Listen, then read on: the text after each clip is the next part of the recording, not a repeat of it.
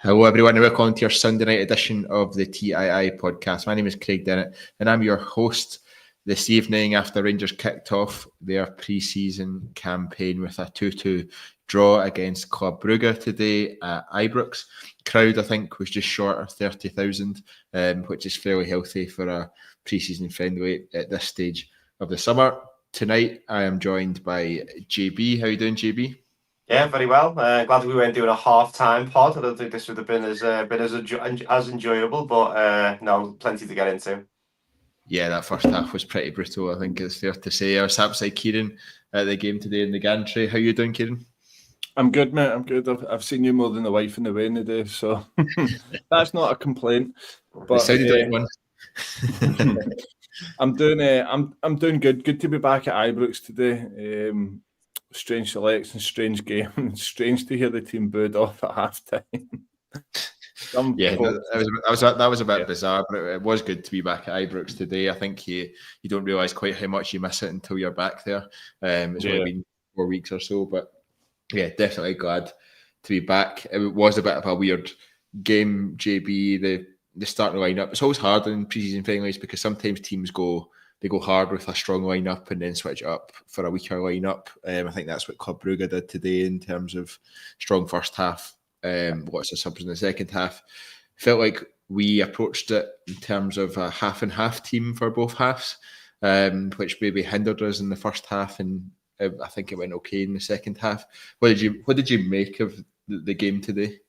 Yeah, no, I thought it was good. As I say, as we touched on there, first half was pretty dreadful. I think everyone was a little bit all over the place. I thought in the first half, I don't think anyone particularly played well. People run into the same spaces.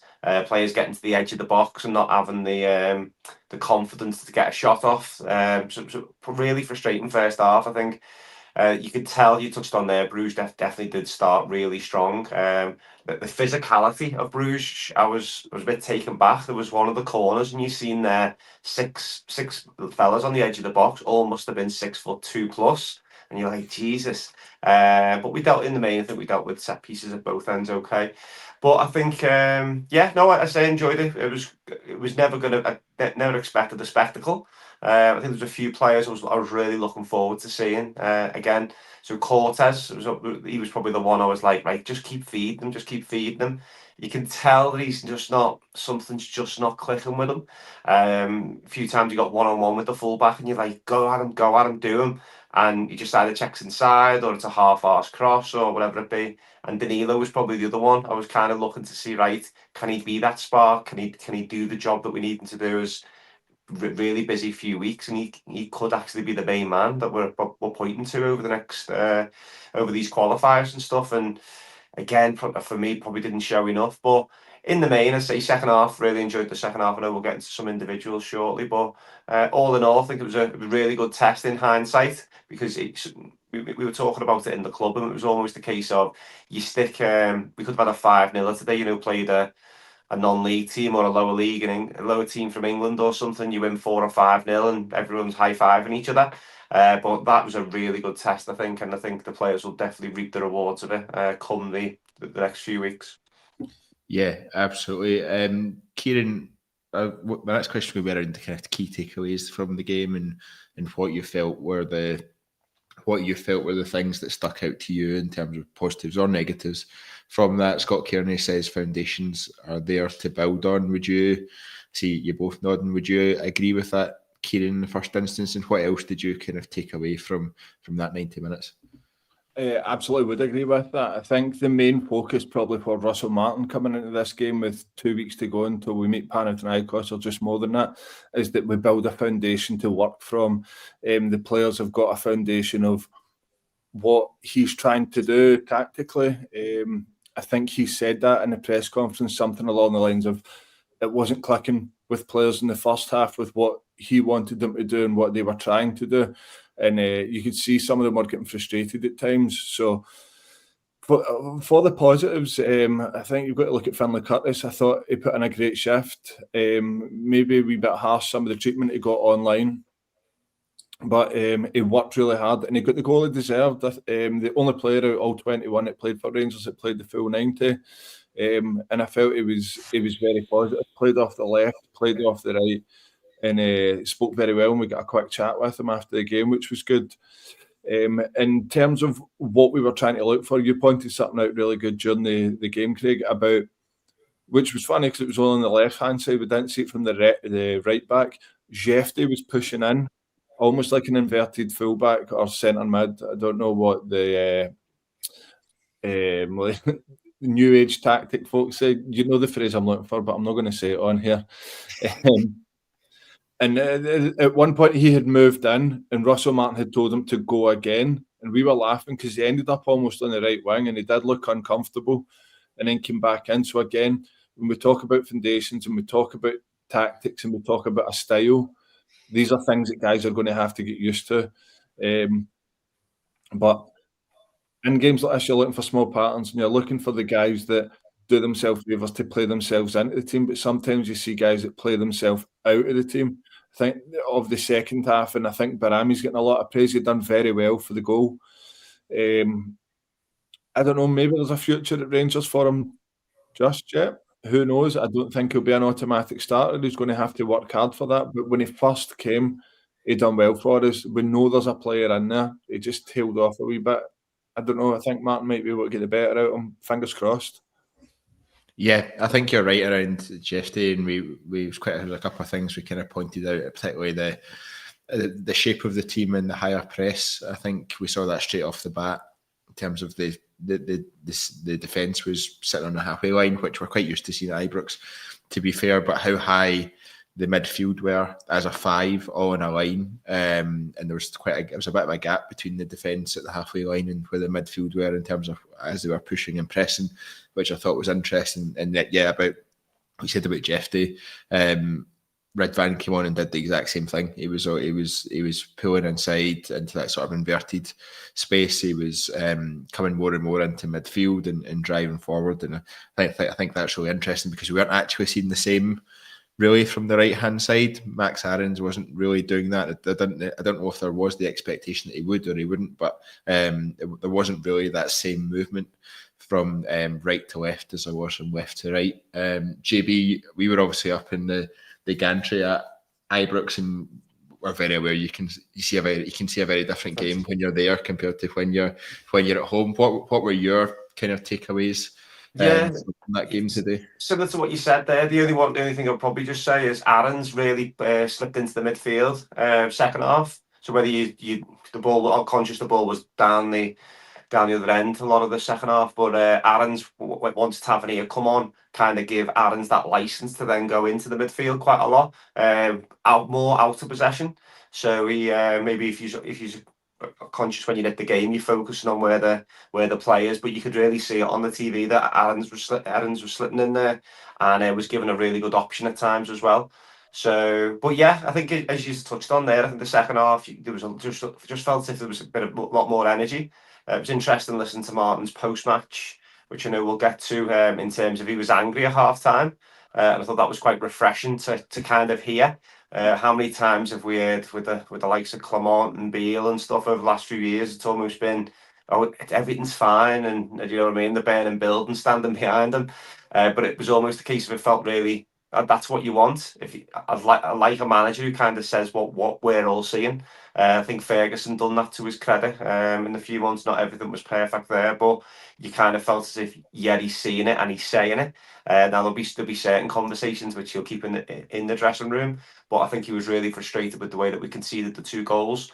You could kind of hear it in his voice that he wasn't happy about that. So no, I think in the main, as I touched on earlier, I think it'll be good for us in the long term, because any teams that we come up against over the next few weeks as we're prepping, whether it's behind closed doors, probably won't be up to the standard of Bruges. So I think to get that one kind of ticked away, and getting some of the young lads a bit of experience of one playing at Ibrox and 2 playing against that type of opposition, I don't think will do anybody any harm. As Kyran touched on, there's a few players that I think would all be quite happy if we don't see again in a Rangers shirt. Probably didn't kind of reconfirm what we already knew about them. So your Kings, your Proppers, your Dowles. Again, we're not shocked. Even McCausland, McCausland when he first broke into the team I really liked him because he was very direct. He was hitting the byline, and that's what he was in the team to do. But now he just seems very sluggish. His first touch is always off. It always takes the ball away from goal as opposed to towards goal and stuff. So yeah, I say just I wish we had another game coming up soon. Now I think it's going to feel like a long couple of weeks until the next one. I'm right in saying the next one with fans is Panathinaikos. So there'll be, and then followed by Middlesbrough. So I think it'll be it's going to be hopefully a busy few weeks as well. A busy week with transfers. Also like that what Martin said in terms of we're going to see a lot of movement this week. Hopefully as many out as coming in.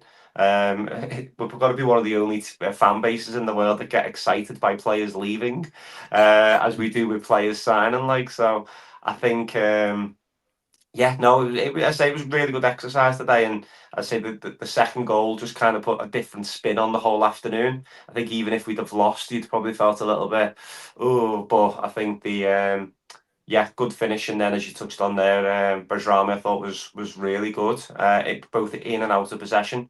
I think last season he probably would have. I think he rode 3 or 4 challenges in the goal. I think he probably would have went down after the first bit of contact last season.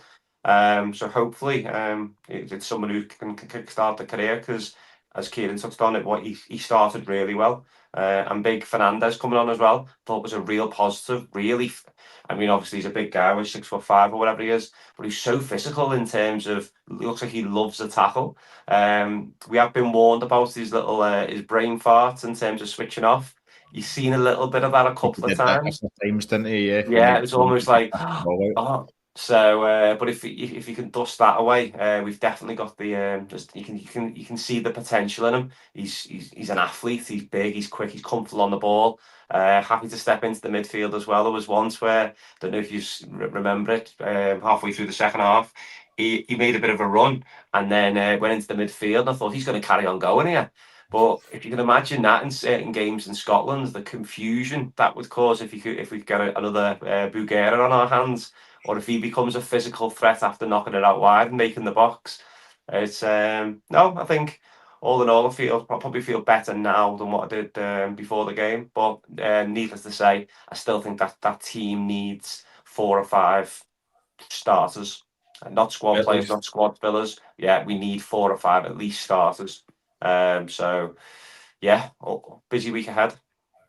Yeah, definitely. I think just to touch on a couple of comments asking, isn't there a bounce game at St George's Park next week? There is, as far as Russell Martin was saying today in his press conference. No idea who it's against, no idea what date it is, but there's definitely at least 1 bounce game, if not 2 bounce games. I think you said 2, Craig. Yeah, over the next sort of week and a half or so, as the team are down there. I think it might be yourself, Kyran, that said Sevilla are there as well, training at a similar time. Sevilla, yeah. Wouldn't be surprised if one of them was at least against them. So that'll be interesting to see. But as you say, JB, the next one with fans will be Panathinaikos, which does feel a bit light in terms of a pre-season schedule. It makes me slightly nervous, I think, as we head into what is a big game there. Kyran, JB spoke a bit about some of the players that we actually saw today and just reconfirmed that they're not up to the standard we need them to be. I think centre half is the glaring part of that. When we all saw the starting lineup and it was Robin Propper and Leon King, we were all looking about going, did not expect that in the slightest.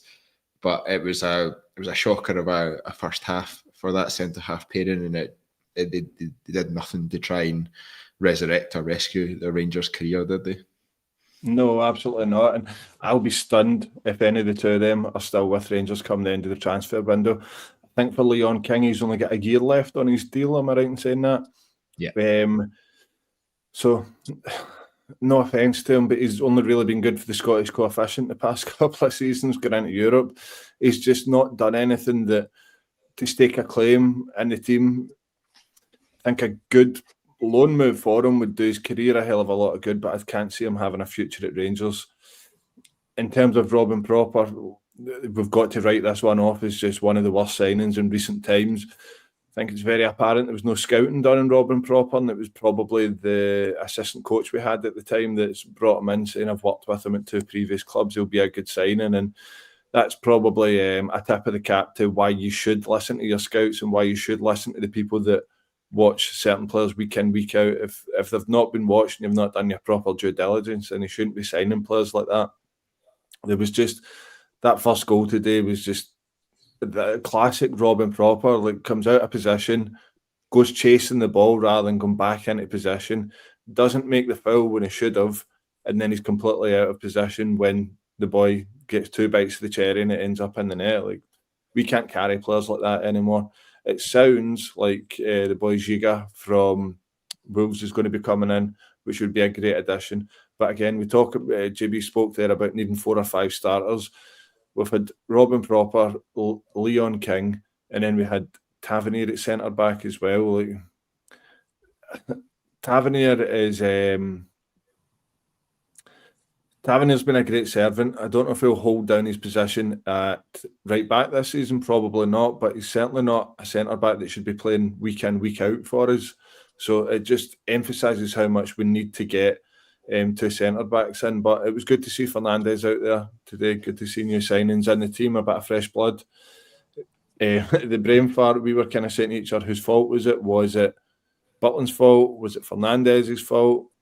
Again, though, this comes down to pre-season and getting to know the players around you and getting to know what's expected. He'll know, again, just to stay switched on when Butland's got the ball in his hands, and it's things to work on. If this is happening come October, November, December, when we're a few months into the season, then we'll ask questions. But days like today, it's not for that. Yeah, I think that's fair. Jim Cunningham here says definitely have the fear for the oncoming season. Bruges looked well trained compared to us. From what I understand, they started training at least a week, maybe 10 days before we did, and have already played 3 friendlies. So that's naturally going to take them much further on than we are. We also spoke about the difference in approaches in terms of the squad and things like that as well, and how it was used in the game today. They started out with their strongest team and then made quite significant changes at half time. We kind of did a half and half first team and youngsters for each half kind of space. So it's very different approaches, which can skew the performances at times as well. JB, I think just Kieran's touched on James Tavernier at centre half there, and I think he's more likely to play there this season than he is at right back, given Max Aarons, particularly being a straight loan. It feels like they've brought him in as a starter, and that's what the plan is. James Tavernier as centre half, I think, can work in some games really well. I think he is a leader, one of the few leaders we have in the team, and I think he's well respected by the team as well. And playing at centre half, you're not required to bomb up and down the wing every 2 minutes, and that's probably where we've noticed the weakness the most from James Tavernier. What did you make of James Tavernier, and what did you make of? I'm going to go for Manny Fernandez because I've seen a lot of his previous managers and teammates calling him that. So let's go for that. What did you make of both of them at centre half in the sort of second half? Yeah, no, I thought Tavernier looked really fit. If I'm being perfectly honest, I thought he looked really well. I remember the start of last season. I think he just had an operation, but he missed his pre-season completely, didn't he, from memory? And he come back and he looked done. Whereas today I did think he looked fit. He looked up for it. You could see he was in possession. I thought some of his long range passing was really good as well. A really good outlet as a centre half. So you don't want to be building your team around players who don't know a position particularly well. But domestic games at home, we're going to need to use the squad, I think, a lot better. I think over the last few years, we haven't had that depth and quality where you could mix it up. Now, I know you want to try and build as many relationships as you can, but given the fixture calendar that we've got, I think Tavernier as a centre half is a really good option, especially domestically at home. You think about the time and space that these guys are going to have, then if you can then rotate your left centre half, it's got to be an option that we've got to look at. I thought Aarons looked okay. I'll be honest, I was probably expecting a little bit more. I know we've only seen him for an hour in what is his first game. But you could see moments of quality. I don't think he's going to be a goal scoring fullback. I think we probably need to get comfortable with that. He had a couple of absolute shocking attempts at goal. But I think Tavernier will have an important part to play this season. There's no doubt he's past his best. I think that's there for everyone to see. But I do think there'll be plenty of minutes for him throughout the season, and he's not daft. He'll know that the end is near for him, and he'll want to go out on a high. I think he does deserve the testimonial for all of his critics, and I've been one of them at times, trust me. But I think in terms of what he's given to the club, both what sounds like on and off the pitch, he's just been unfortunate with some of the players that he's been surrounded with. I mean, can you imagine James Tavernier in a successful Rangers team with some of the quality that we've been fortunate to see over the years? Unfortunately, some of the guys he's had to rock up to work with have been absolute shocking. So yeah, no, I think Tavernier pleased with his performance in the main. But then, as we touched on, Big Manny Fernandez, I think he's going to be a fan's favourite. Seems quite rash, but again, nothing wrong with that. He just needs to get under the. Just needs to learn quite quickly that there is extra scrutiny when you play for Rangers in terms of with the referees and stuff, with the pressure that they're under. Not going down any tin hat conspiracies here, right? By the way, just saying there's a lot of stuff there's a lot of foul. We tend to give away a lot of cheap fouls, and in Scotland, teams play for fouls. So the ball goes long, and then you can see the centre forward arms all over the place. So he's going to have to learn that quickly. That was one that Proper really struggled with. He just pulls people back because he hasn't got that physicality. But I think he's going to be a good addition. I think there's going to be we've definitely signed potential, as I touched on earlier. But he'll definitely be a goal threat. But he'll be a threat offensively and defensively. I think he'll be all right. So no, he's one I'm really looking forward to seeing. And if we can. He's a good example for what a transfer model could look like. So you've brought someone in. We probably have gone up high end in terms of the amount that we paid. You probably that type of profile. You probably want to be looking at probably 1 to 2 million. Now, who's to say that isn't the amount? I know there's been a few punts in the dark as to how much we paid, but if we can come in and have a few really good years, centre halves that are so required, especially if you think about the English Championship, bottom end of the Premier League, and obviously ticks the English box as well. So yeah, I think we've got a good one there, but it is early days. Don't get too excited, but that's what we're here for, isn't it? Is to get excited about things that we see. Yeah. Is it worth mentioning about Aarons, Cortez, and Danilo that these three guys haven't managed double-figure first-team appearances in a full season? It's going to take them a while to get up to speed. I know there's expectations, but it's certainly going to take time. And do you know what? I think all three of them can make an impact. We've just got to be patient. Felt a wee bit sorry for Danilo today. He was starved of any real decent service up front. But he could be a big player for us. He's going to get time in pre-season. So, yeah, these guys are going to take a wee while to get up to speed. You're probably talking into September, October by we actually start seeing the best of these players. Chill out, Phil. Big Phil's back. He's got more hair than me.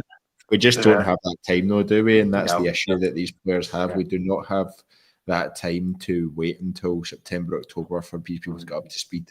They need to be up to speed in 2 weeks' time, less than 2 weeks' time. And that's the issue. I think the manager's got a real tricky situation how he's going to play this the striking options, because that was scandalous today going into your first pre-season friendly with one fit striker. I thought Gentle's done okay when he come on. I know the manager was full of praise for him, probably more so for his involvement in the goal. But you can see that he's not ready to make that step up, I don't think, just yet. I haven't seen a lot of him. I've seen him obviously at youth football and stuff, and a couple of the old firm youth cups and stuff, and you can see he's got something about him. But there's a few times today where you just almost like, right, go on, show what you've got. And it was either an easy pass or he was out muscled and whatever else. So yeah, we need to get that's definitely a problem position, because we've lacked goals for so long. But the players that I know we're going to get onto players we've been linked with, but I definitely think with Asgard, I don't know how we're pronouncing that. I think he's going to be an exciting one. I think that the guys like that and one or two others that we'll go on to talk about, we need goals throughout the team. As we've said a few times, we need players to be hitting double figures. And yeah, that's definitely something that we're missing. Danilo, I'd like to have seen him finish the game as opposed to start the game, because we finished strong. I don't think he actually did. He have a chat? I think he had one shot, didn't he? Second half, bit of a half-assed attempt, but no, I do like him. I think he's got the tools to be a really good player for us. Wait and see. Yeah, I think that's fair.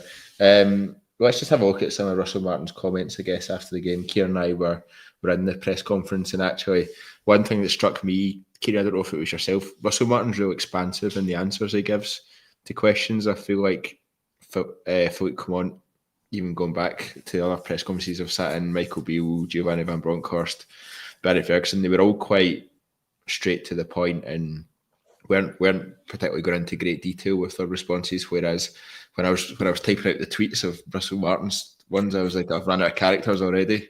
So it felt like he was quite expansive. Is that a good thing? Is it something you like to hear from the manager? It felt like he was expansive without moving from the party line. He was asked about Jamie Vardy, for example, and he said, I'm not going to give you an answer to that one. And he was asked about a couple of others as well, and he gave fairly straight responses. Was it the kind of, I don't know, level of press conference that you liked from the manager, where you got the detail where needed, but he wasn't giving the game away? Yeah, I think there's a fine line between giving too much away and not giving enough away. Like Giovanni Van Bronckhorst got nothing. He was so quiet, whereas Philippe Clement would almost speak into the fresh air like you were stupid at times. So I do like the balance. He comes across very well. He's got a good tone about how he puts his point across as well. I found that more of the tactical questions that he was asked, he could have sat there all day and spoke tactical. So he is a proper football guy. If you've ever watched, and I would highly recommend it, to watch his masterclass that's on YouTube. It's very good, very knowledgeable guy, knows what he's talking about, and it comes across that way when he's sitting in front of you. But no, it would have been good if he'd sat a wee bit longer, and I felt like he wanted to sit a wee bit longer and just chat away with everybody. But for anyone that doesn't know, it kept us waiting 50 minutes. So I think at the time they wanted to get him in and back out again so he could get up the road. So, yeah, no, I liked it. I also liked, I know we'll get on it and talk about Dessers and Igaman, but when asked about Dessers, he went into a lot of detail about him having an ankle injury and he would be getting treatment and stuff like that. And I think he was maybe, I don't mean to say that he was fibbing or he was over elaborating, put it that way. He was over elaborating to try and make a point. I think it's very much out in the open that there's a lot of interest from AK Athens, and I'm not right in saying that their president commented on the interest for Cyril Dessers. Yeah. So this is very well known. So again, but you see it at every club, this isn't just Russell Martin. It feels very much like a smoke screen. The same with the Igaman stuff, the same with the Davis stuff. It just so happens that the players there's interest in happen to either be injured or having visa issues. So we'll wait and see how these ones play out this week, because it's not like we're going to hold on to everybody. And I don't think for 1 second that we're not going to sign a striker and we're going to hold on to Igaman, we're going to hold on to Dessers. I don't believe that for a second. So we'll wait and see. Yeah, let's take his comments one by one, I guess, JB. Okay. And I'll do a bit of a summary and then we can dig into each one. So he said, really good test against a really good team, preparing us for that Panathinaikos game. He saw a lot of stuff he liked, a lot that we need to improve on, and he felt like he learned a lot from the game. I think that's all pretty standard from that kind of pre-season stuff. I'll come back to the points he made about the younger players, because he went really in depth actually and how much they impressed him today. And that was actually really encouraging, particularly because I think previous managers have been pretty negative about the younger players and the level they're playing at. So that was interesting. Said he expects the squad to look very different in 1 week's time, which is interesting, and I guess it suggests there's going to be plenty of activity. He was also asked that what did they expect the squad to, or the starting lineup to look like when it got to the Panathinaikos game, and he bit back a wee bit on that one in terms of saying, I've just said the squad's going to be very different in 1 week, never mind 2 weeks. So that was interesting. On the Cyril Dessers point, JB, he said that we knocked back a bit. It was well below the valuation earlier on in the summer, but there's not been any more received. he spoke about the injury that Kyran said there about he's had an ankle knock. We saw Dessers was out signing stuff for the kids down by the tunnel and all that sort of stuff before the game. But he's expected back this week. I'd be very surprised if Cyril Dessers was a Rangers player by the end of this transfer window. And I think when a club president comes out and speaks about transfer speculation, it's pretty far down the line. Is that what you'd expect as well? And Russell Martin's just playing the game a wee bit with what he's saying? Yeah, most definitely. Because I think if he comes out and says he's got no future at the club, as we've seen with previous managers, I don't think it does anybody any favours. Do you know what I mean? If anything, it then potentially brings the asking price down. AEK can play funny games then, can't they? Do you know what I mean? The ball's in their court almost, as opposed to the other way. So I think it's quite clear that we are looking to freshen that position up. But you look and you go, these games in a couple of weeks' time, are we going to need them? Do you know what I mean? Him and Egerman, as much as some of the guys that have been linked. So you Terjman and Jamie Vardy and co. These guys, we can't just expect these guys to rock up and hit the ground running from day one. So we might just need that little bit of protection for as much as he frustrates the life out of us. He knows what it's all about. Do you know what I mean? And he's got the ability to do the kind of the unpredictable. And as we go into these European games, we're going to need, as we've said a few times, we're going to need everybody on it. We haven't got time for people embedding and finding the feet and the culture and everything else. So it might be a case of we need to keep hold of these guys just that wee bit longer to get us over the first few weeks. And as I say, once the season starts, naturally we want all of our business kind of done and dusted. But as I think Martin said on an interview on Friday, I think it was, he's phoning players and they're on the beach. Do you know what I mean? Because of the fact that we're just so far ahead of the game, as I think we've said a few times on previous pods, given the calendar of events that we've got. So if we'd have had another 2 weeks potentially off, all of these deals probably would have been done before day one of pre-season. Whereas we're having to run quite quickly with a lot of this stuff. So, but that said, the dates aren't a shock. The dates have been there the calendar of events has been there for a long time. So hopefully, now that we're starting to see players coming in, we can get these guys in. But I think with back to the point with Dessers and Egerman, I mean, don't get me wrong, I'd love to see another season of Egerman. I think he's just got it, hasn't he? And I know we probably won't go into too much detail around Billy Dodds' comments. I thought that was a bit. Yeah, I don't think there's any need for that. I didn't have any problem with the comments around the 70-30 piece that you touched on, because that's reality and that's what the fans have been seeing. But given the position that we're in, we've got enough people that can drag our players down without people that have got the club, what you'd like to think have got the club's best interests at heart, doing it for you. But yeah, I think it's going to be an interesting few weeks to see how what the front line is. Yeah, I think so. Just on the Billy Dodds comments, it's another one in a long line of ex-Rangers players or ex-Rangers affiliated people who seem to play down the valuations of our players compared to, if you look at the other side of the city, they're pushing out astronomical figures for their players to try and big up their valuations, whereas people seem to push ours down. And I think the Billy Dodds one was exactly that. Again, same as you, don't disagree on the 70-30 comment. I think we all know that squad from last season wasn't up to it at all in so many ways and so many different facets of the game. It's why we're all expecting so much change. It's why we're seeing so much change just now. But there's, even if you do think that Hamza Egerman isn't worth 15 million or whatever it was he said, then you don't need to say it out loud. You don't need to say it in the media. It's fine to just let that one go and say Rangers are obviously going to maximise as much as they can get for him. So yeah, bit frustrating, that one. Kyran, just on the Cyril Dessers, JB obviously said there about he might actually be a player that we need just to help us get through the early stages of the European qualifiers. Is that something that you'd agree with? It's not really something I'd thought much about, to be honest, because I kind of assumed he was on his way out the door and that was that. But if there's the opportunity to still have him and we haven't managed to get our targets over the line, is he someone that could prove valuable in those moments? Yeah, and it kind of ties in with something I think I spoke about last Sunday's show, that the European qualifiers and what the outcome is of the qualifiers may determine a lot of the stuff that we do in the market, depending on how much money it brings in.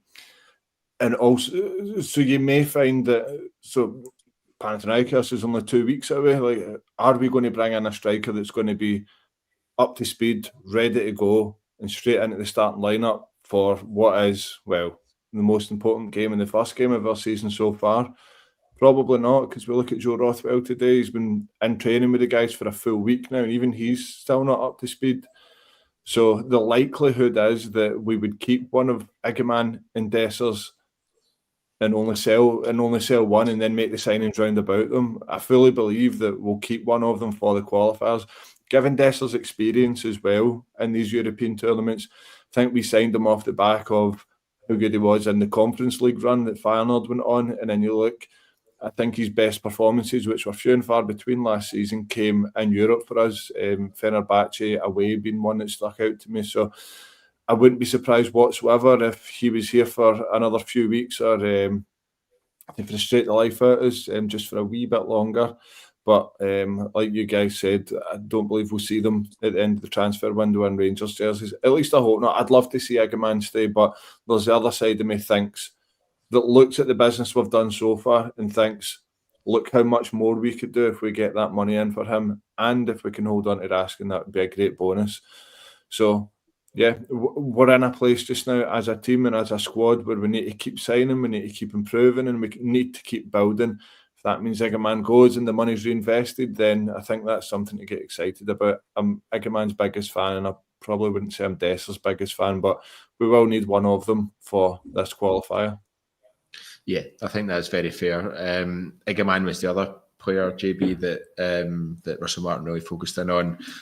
Obviously, because of the rumoured interest from France on him, the suggestions that he's obviously not been seen at training. What was the reason for that? Actually, it's quite an interesting answer Russell Martin gave to that one around the fact that it's around visa issues. I wasn't sure how much I bought it and how much I didn't buy it in terms of being the reason, but the fact he said he's expecting him back in training with the squad this week kind of suggests it probably is more true than not. The one bit I didn't believe was he said he hadn't heard anything of any bids from Lille for Hamza Igman. I doubt that's the case very much, given by the strength of reports there's been both in France and in Scotland around that. Hamza Igman, I think I'm very much in the same boat as Kyran there in terms of I see the advantages of selling him and what we can do with that money.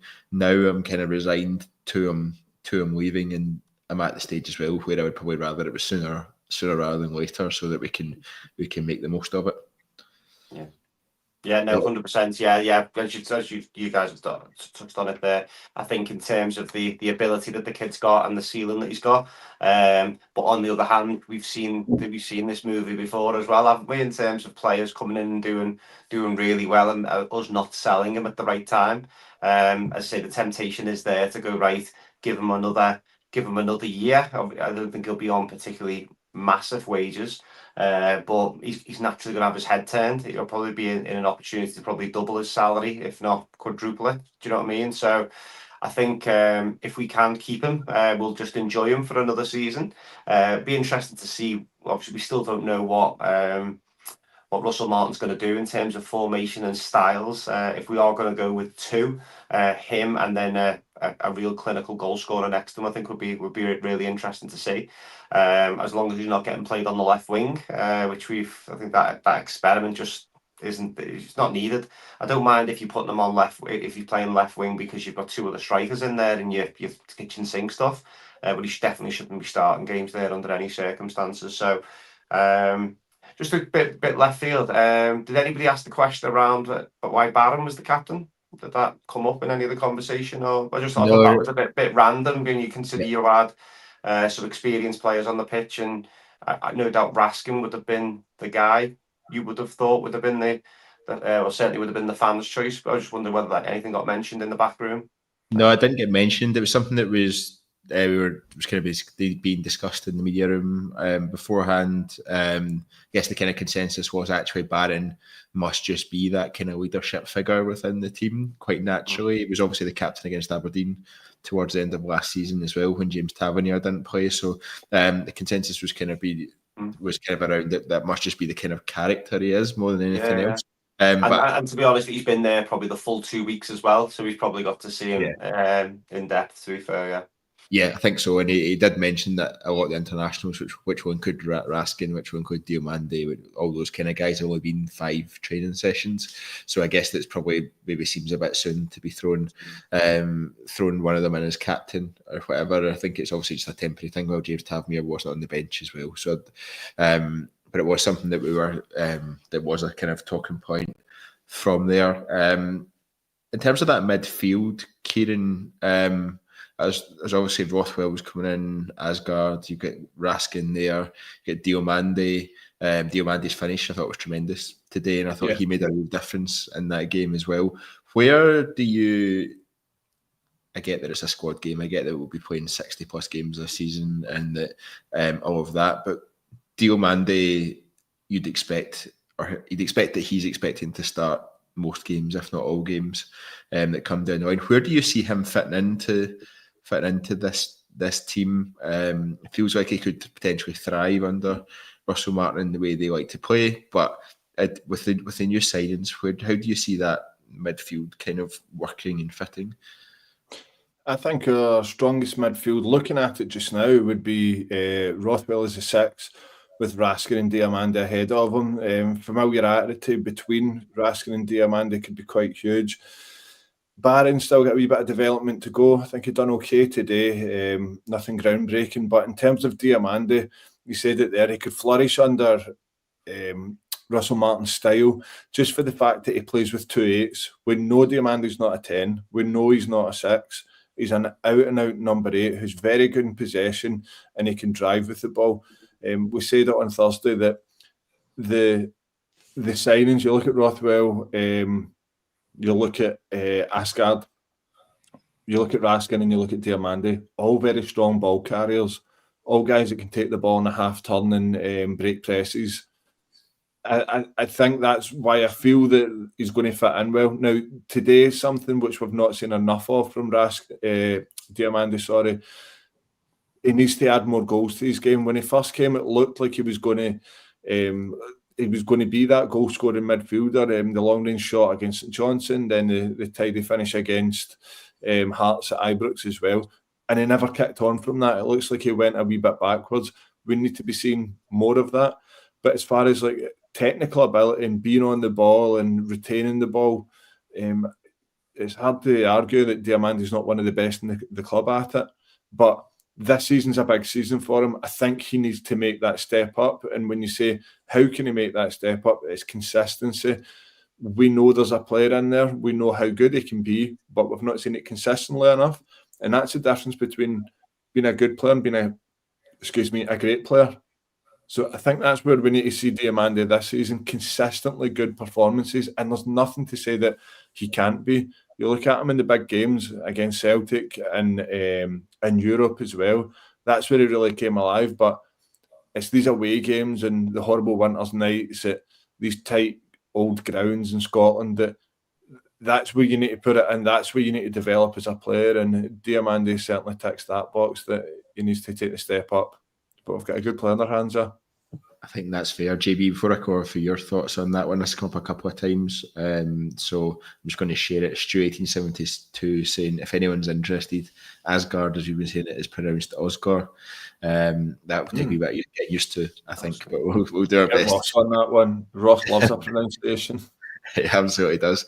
JB, just on the Diomande side of things, do you agree with Kieran that he is part of our strongest midfield as it stands? Yeah, most definitely. I think we've seen flashes of Diomande. I'm probably someone that does get really frustrated by him because at times you stand in there and go, what impact does he actually have on games? At times, the bigger games in Europe and the old firms and stuff, you see his quality there because there's a bit more space to kind of play in between. But he needs to react to what's round about him.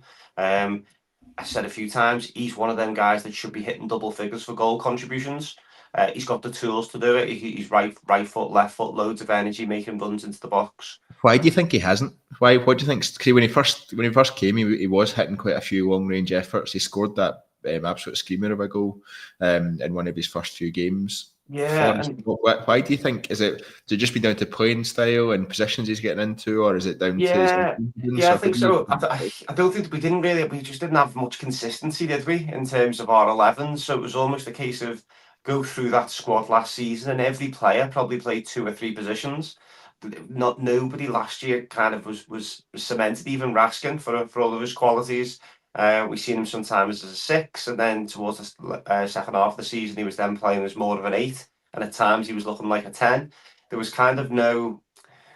I think he's just been probably just a victim of the timing in terms of the manager turnover, different approaches, different styles. I don't like him doing work in his own half. I think he definitely does a lot of all of his good stuff, and that's the player that we signed. I always thought from watching the YouTubes before he came, I thought it was going to be a little bit of like a Tim Cahill for us in terms of arriving in the box late and really clever runs and stuff, but we haven't really seen that much of it. But when he does do it, I definitely think there would be there's definitely an asset there for us. You guys wouldn't have seen it probably on the gantry, but at the start of the game, Diamandi was saying to Tavernier, look for that ball over the top, and within 2 or 3 minutes, Diamandi had made that run and Tavernier tried to ping it over. I can't remember whether Diamandi got on the end of it or how that one turned out, but I think as the players start to build relationships on the pitch, I think it'll be really good for us. I think the fact we haven't had a consistent 6 as well has kind of meant that we've asked Diamandi and Raskin to probably do too much at times. I think if we can get these guys into what Russell Martin described as specialist positions, if we can get these guys doing what they're good at, I think we'll reap the rewards, because there's definitely lots of ability there, and he's shown it in the big games. Particularly Nice away, he was fantastic. Benfica away, I'm right in saying last season, not the season before. He was immense away from home. Did he score? No, he never scored a header. He assisted Tom Lawrence, didn't he? But it was. So yeah, there's no doubt he's got it. We just need that consistency, and that's one thing that's been labelled a lot of the squad in terms of domestically. So no, looking forward to seeing him, because there's no doubt there's ability there.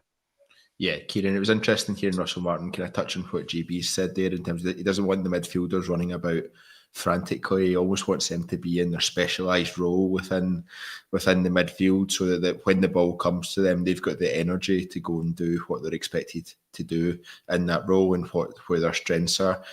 I think it's fair to say, as JB said, the likes of Diomande, Raskin, and Barron, when he's been in the midfield, have been run about a bit like headless chickens, maybe a bit more of a direction than headless chickens, but it has been run about here, there, and everywhere, trying to win the ball back and then go forward from wherever they win it back from. How big an advantage do you think it'll be if we have that set structure in terms of what they do and what they don't do, and that helping bring out the best of their abilities? Yeah, I quite like it, because how many times did we watch last year and it just looked like we were very rigid and the players didn't know. It felt like the players didn't know what the plan was, and I know it got mentioned a lot that there was no style. Today I said it from the start to you, Craig, the shape of the middle 5, the midfield 5, and how they were moving and which players were pressing at which times, and there wasn't anything aimless about it. It was almost like guys knew what was expected from them without really implementing it too well, because they're not fully comfortable with it. Yet you could see there was patterns there and there was a style that we were trying to put on. One thing I would say about players going aimlessly and stuff like that, I know that Raskin done well when Ferguson came in with getting forward and improved his numbers and stuff like that. I wouldn't be surprised if maybe at times we see Raskin back in the 6 with a Diamandi and Asgard ahead of them, because I think that would work as well. I just don't know how much of a goal threat Raskin and Diamandi would be in the 8s. I think he might want a wee bit more there, and that's probably why. And I think it was Asgard that he gave us the example of being a specialist player in a specialist position, and that's why he's targeted him. And you can see exactly that. I think in Asgard's interview as well, he said he came up against Russell Martin's teams through the years as well, so he's familiar with how they play or how we're going to play now, and he's quite happy to be a part of that. So it's it makes such a difference that there's actually thought into the players that we're buying to fit into a certain style and a certain way that we want to play. So whether or not that pans out is what we're here to do as a job, is being on this podcast to criticise or say if we're doing well. So my fingers are crossed that it goes well, and that everything works out. What I would say as well, we're maybe one light in terms of quality from the midfield, because you look at today, are they guys good enough? That Raskin, Diamande, Barron, it wasn't good enough domestically last year. So if you were missing one of Asgard, or you were missing a Rothwell again, then that three doesn't really give me too much confidence. I think we need another one in there. Yeah, I think that's fair. Let's talk about some of the rumours then, just around transfers and that side of things. JB, the Jamie Vardy rumour doesn't seem to be going away, which generally seems to say that there's something in it, if that's the case. And there was reports this morning, I think, from Italy, that Jamie Vardy had turned down Genoa, and because he intended to sign for Rangers. I think Jamie Vardy wouldn't be coming here as a Jermaine Defoe type player who would be playing a bit part, just to see out the last year or two of his career. I think he would really expect to be playing a significant chunk of games and see a lot of game time. Is it one that excites you? It's certainly one that I think would be great for us as a club. But is it one that excites you? Yeah, no, I think so. We were talking about today in the club. We had a few in for the game, and naturally it was a mixed response. I think some people thinking that's not the direction kind of we want to be going in, but we need success quickly. And if we can sprinkle the potential with one or two old asses, if you will, who can kind of come in, know the score the way around. Let's have it right. You've touched on there, Jamie Vardy's he'll have Premier League options, albeit lower end. Championship, no doubt. It's probably every single Championship team would probably take him in a heartbeat. As well as offers from abroad, which you've touched on, from Italy and stuff. So I think it'll be a real clever bit of business. He's still got it. Watched them quite a lot last season at Leicester, and that was a really poor Leicester team, really poor. And he still managed to contribute. I'm sure he hit double figures from memory. And it's not just that, he works so hard as well. I know he's not getting any younger, but he harasses defenders. And I think that's one thing we've missed for the last few years.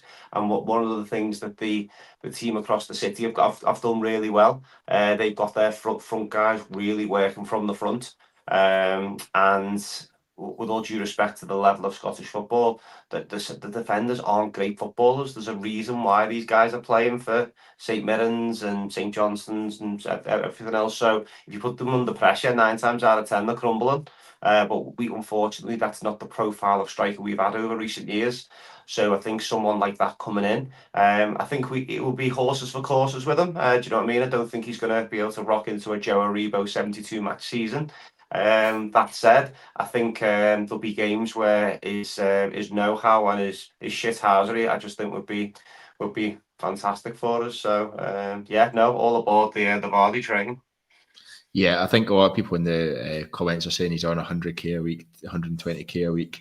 There's no way that we're going to cover that anyway. I don't think, as a player who's 36, 37, 38, something kind of around that kind of age bracket, he's not going to be expecting his next contract to be that big either. He's probably going to go somewhere for the level that he wants to play. The fact that we can offer European football potentially as well will be. He probably could go and get the 100k a week. Do you know what I mean? That's the thing. But on the flip side, he could retire. Do you know, he's at that age. Do you know what I mean? So if he sees it as an opportunity to come and play for what is a massive club, I know we both spoke about our own arse quite a lot, but you've only got to hear the way that Jermaine Defoe talks about the club, and how he fell in love with it in such a short space of time. I think someone like Vardy he'd love it. Do you know what I mean? You can tell that whatever he's involved in, whether it's been when you should see him flying at Leicester, and he really bought into the club and really bought into everything it was all about, and seems like a real likeable guy as well. I don't think many people have said they got a bad word against him,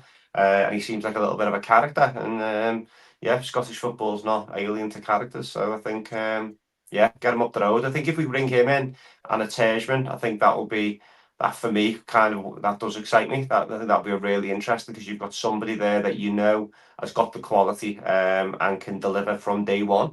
I'd be a bit more relaxed if of letting a Dessers or a Niggerman go if Vardy was to come in. I'm not saying he's going to be able to hit the ground running, because you never know how players are going to adapt and stuff, but that would reassure me that you've got somebody coming in. He's hitting 15 goals, no bother. Absolute no bother. So as a good starter for 10, that's because for all of Dessers' faults, he's hitting you double figures, and I've touched on. I don't think it takes a great striker, especially at Rangers, to be able to do that. But I think with Vardy, I definitely think he's another one that ticks the double figure box for me. Yeah, I think that's fair. I do like the idea of if you bring in someone like Vardy, you bring in an up and coming, really hungry striker like Teichmann. That really excites me. I think Kyran today, we've spoken about Oscar Cortez, Finlay Curtis as well, were kind of the two wide options that we had. Not even sure I count Ross McCausland as an option, to be honest, at this stage. But during the week, it was reported, I think, by the Rangers Review that we were interested in 3 wingers, and one of them that seems to have come out over the last day or two is Wesley Patati. I'm going to go for. Maccabi Tel Aviv, same club as Dor Teichmann, and a lot of people are getting fairly excited about him. How important is it that we have wingers that are able to contribute goals and assists and really contribute big numbers on that front as well? We obviously had Cherny last year who isn't coming back, but how important is it that we get the right type of players in those areas? I can't remember the last time we really had wingers that were on fire and were performing consistently, to be honest. So how important is it that we get that right? Absolutely. I think this is one of the main reasons they've targeted the boy. I don't know whether it's Wesley Pinto or it's Wesley Patat. I don't know which one it is, but anyway, in 39 games across all competitions last year, he had 14 goals and 9 assists. So you can tell why we're looking at this boy. He looks a real find. I think he's only 21, if I'm right. Yeah, 21-year-old left footer that plays off the right wing.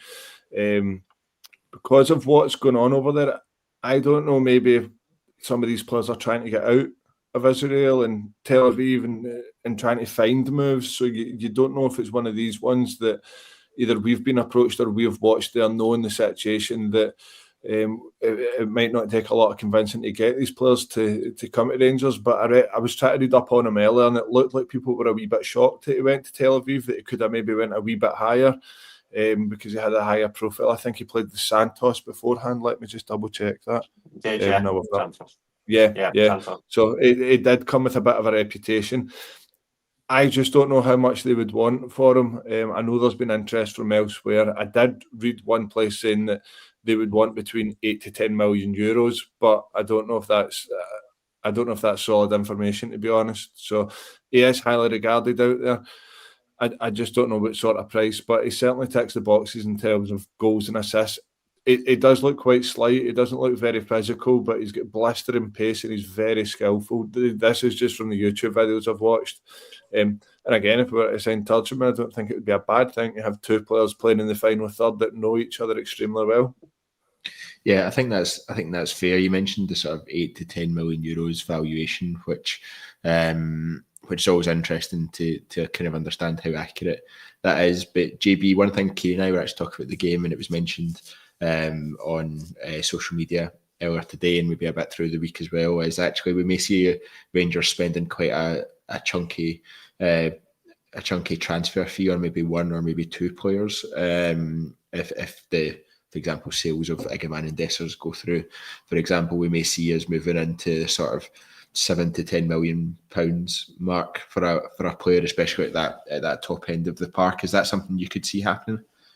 Yeah, I think so. Yeah, definitely. There's definitely think we do with somebody to kind of work around. Now, my only challenge to that would be, if you're going to pay that type of money, do you want somebody that we know is going to deliver? Because you're paying for a 21-year-old who, with all due respect, has come over from Brazil and then he's played in Israel. Like, and I know 7 million doesn't get you a lot nowadays, but Czerny, for example, you know what you're going to get. Now, the businessman head puts on the fact that you go, well, we could potentially sell this guy if he hits the ground running. You've only got to look again. I keep saying this, but you look across the city, looks like they're going to flip Kuhn for massive money. And it goes to show if a player can come in, there is a stage there that they can go and perform, especially the fact that they're going to be playing in Europe as well. So, yeah, it's an interesting one. I think if big money's going to be spent, I would say they've got to deliver. It's a kind of a non-negotiable. If you throw a couple of million at someone, or if you look at Cortez, there's 4 million. Do you know what I mean? That's big money for us. So I think in terms of what we'll be looking for, we'll be looking for someone that can come in and hit the ground running. We can't afford to pay 7 to 10 million on a project in the hope that they do okay.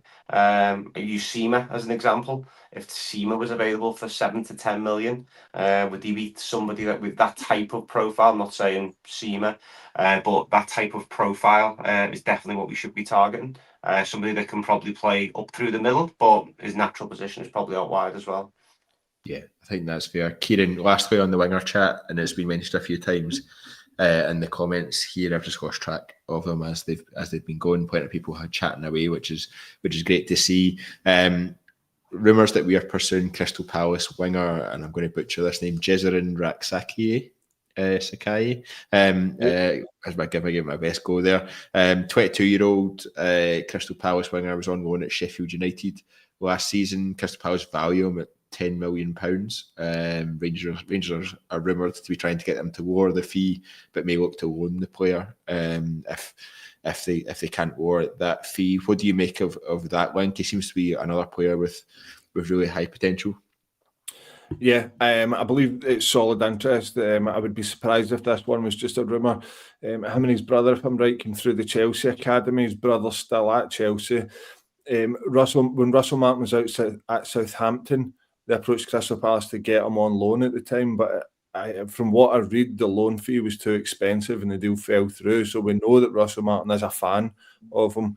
We do need wingers. It looks like we're shopping domestically. So it wouldn't surprise me whatsoever if we were in for this boy. Could this be the one that we're going to pay a big, sizable fee for? Who knows? But I don't think he's played too much football in the past 2 years, if I'm right in saying I may have to look this one up. No, he has. So he played 43, 2 seasons ago, played 43 games, 49 games at Charlton in a season. And last year on loan at a good Sheffield United team, he played 37 games and 7 goals. So he's robust, which is refreshing to see. Yeah, 22 years old as well. Good age. Good age. FitMob have got him valued at 8.7 million. So this isn't going to be a cheap signing. But again, we can't just go and keep signing sort of hit or miss project players. Like there is some like this that he's a very good pedigree that you could go and splash a wee bit of money on, 5-6 million hopefully, and you see what he can do. There's a body of evidence there to back up that he could do at our level. Yeah, absolutely. And I think speaking about players that are of that kind of level and are not just or don't seem as close to being the hit or miss, let's take a chance on them and see more sure things, is actually really encouraging and really exciting for us as fans, I think. So it'll be really interesting to watch over the next week or two. Russell Martin said in his comments that the squad will look very different this time next week compared to how it looks now. So I reckon we're in for a busy week, both outgoings and hopefully incomings as well. We're past the hour mark, so I think we'll leave it there. The hour's absolutely flown by yet again. But good to be back at Ibrox today, and looking forward to being back again for the Panathinaikos game. Thank you very much to JB and Kyran for joining us, and thank you very much everyone else for listening. If you've enjoyed the content, please do subscribe. subscribe to TII YouTube channel and wherever you get your audio podcast as well, Spotify, Apple Music, etc. Helps us massively and means you don't miss out on any of the upcoming content. We'll be back on Tuesday at 7:30 p.m. for the next live podcast. But until next time, goodbye.